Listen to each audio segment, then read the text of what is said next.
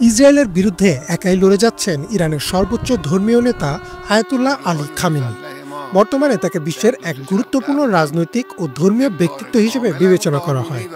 তার জীবন, বংশ পরিচয় ও মুসলিম বিশ্বের বিভক্ত শিয়া সুন্নি মতবাদের মধ্যে সেতুবন্ধন রচনায় খামেনির ভূমিকা নিয়ে বিশ্বজুড়ে গবেষণা ও আলোচনা রয়েছে। শুধু তাই না, একাধিক উৎস থেকে জানা যায় যে তিনি শেষ নবী হযরত মুহাম্মদ সাল্লাল্লাহু আলাইহি ওয়াসাল্লামের ৩৮তম বংশধর। আয়াতুল্লাহ খামেনি ১৯৩৯ সালের ১৭ জুলাই ইরানের মাশহাদ শহরে জন্মগ্রহণ করেন। তার পিতা আয়াতুল্লাহ সৈয়দ জাওয়াদ খামেনি ছিলেন একজন শিয়া আলেম। খামেনির বাবা ও তিনি নিজেও বহুবার নিজেকে হুসেইনি সাইয়েদ দাবি করেছেন, যার অর্থ তারা ইমাম হুসেইন রাদিয়াল্লাহু তাআলা আনহু এর বংশধর।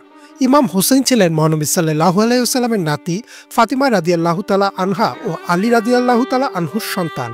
ইরানের অনেক ধর্মীয় ও ঐতিহাসিক সূত্র, যেমন the supreme leader Ayatollah Khamenei's biography, যা Islamic Republic of Iran publishing থেকে প্রকাশিত হয়েছে, এই দাবির সত্যতা প্রদান করেছে।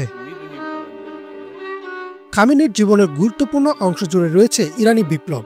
১৯৭৯ সালে ইসলামী বিপ্লবের অন্যতম নেতৃত্বদানকারী এই আলেমটি বিপ্লব পরবর্তী ইরানের প্রথম রাষ্ট্রপতি হন, যিনি আলেম পরিচয়ে এই পদে অধিষ্ঠিত হয়েছিলেন। ১৯৮৭ সালে আয়াতুল্লাহ রুহুল্লাহ খোমেনির মৃত্যুর পর আলী খামেনি সর্বোচ্চ নেতার দায়িত্ব গ্রহণ করেন। তিনি ইরানের সর্বোচ্চ ধর্মীয় এবং রাজনৈতিক ক্ষমতার অধিকারী হিসেবে কাজ করে আসছেন তখন থেকেই। আয়াতুল্লাহ খামেনি শুধু ইরানের নয়, বরং মুসলিম বিশ্বের গুরুত্বপূর্ণ নেতা হয়ে উঠেছেন। একজন শিয়া আলেম হলেও তিনি তার বহু ভাষণ ও কর্মকাণ্ডে মুসলিম ঐক্যের উপর গুরুত্বারোপ করেছেন। খামেনি বহুবার বলেছেন, শিয়া সুন্নি বিভেদ ইসলামের জন্য ক্ষতিকর, এটি শত্রুদের ষড়যন্ত্র।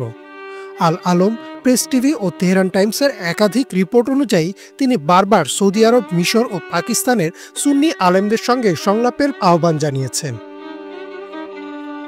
আয়াতুল্লাহ খামেনি ২০১০ সালে ইসলামী ঐক্য কনফারেন্সে বক্তব্য রাখতে গিয়ে বলেন, আমাদের মধ্যকার ফারাকের চেয়ে মিল বেশি, শত্রুরা চায় এই ফারাককে বড় করে দেখাতে। এছাড়া তিনি পবিত্র কোরআনের বিভিন্ন আয়াত দিয়ে মুসলিম ঐক্যের গুরুত্ব ব্যাখ্যা করেন। বিশেষ করে তাকে প্রায়ই সূরা আল ইমরানের ১০৩ নম্বর আয়াতটিতে জোর দিতে দেখা গেছে, যেখানে বলা হয়, তোমরা সবাই আল্লাহর রজ্জু দৃঢ়ভাবে ধরো এবং বিভক্ত হইও না। খামেনির এই ঐক্যবাদী দৃষ্টিভঙ্গির কারণে শুধু শিয়া নয়, সুন্নি সম্প্রদায়ের মধ্যেও তার প্রতি শ্রদ্ধাবোধের নজির রয়েছে। প্রেস টিভির সূত্র মতে ২০১৪ সালে গাজায় ইসরায়েলি আগ্রাসনের সময় তিনি ফিলিস্তিনের মুক্তিকামী যোদ্ধাদের প্রতি প্রকাশ্যে সমর্থন জানিয়ে বলেন, ফিলিস্তিনকে রক্ষায় আজকের দিনে ইসলাম রক্ষার পথ। তবে তার এই ভূমিকা সবসময় প্রশংসিত হয়নি। সৌদি আরব বা বাহরাইনের মতো সুন্নি নেতৃত্বাধীন দেশগুলো প্রায়ই ইরানের নেতৃত্বকে শিয়া সম্প্রসারণবাদের অভিযোগে অভিযুক্ত করেছে। এছাড়াও তার বিরুদ্ধে রয়েছে বিরোধীদের উপর চাপ প্রয়োগ ও একতরফা শাসন চালানোর অভিযোগও। কিন্তু আলী খামেনি বরাবর দাবি করেছেন, কোনো সম্প্রদায় বিশেষের একক আধিপত্য নয়, তার উদ্দেশ্য মুসলিম বিশ্বের ঐক্য। খামেনিকে মহানবী হযরত মুহাম্মদ সাল্লাল্লাহু আলাইহি ওয়াসাল্লামের ৩৮তম প্রত্যক্ষ বংশধর বলে মনে করা হয়, বিশেষ করে ধর্মীয় বংশতালিকার ভিত্তিতে। সাইয়েদ উপাধি দ্বারা তাকে চিহ্নিত করা হয়, যা মহানবী সাল্লাল্লাহু আলাইহি ওয়াসাল্লামের বংশধরদের জন্য ব্যবহৃত, এবং এটি শিয়া মুসলিম সমাজে বিশেষ মর্যাদার প্রতীক। এই বংশগত সংযোগ তার ধর্মীয় গ্রহণযোগ্যতা ও নেতৃস্থানীয় অবস্থানকে আরও শক্তিশালী করেছে।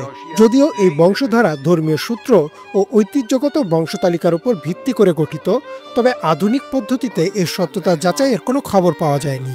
তবুও মুসলিম বিশ্বে এই বিশ্বাস একটি গুরুত্বপূর্ণ প্রতীকী মূল্য বহন করে।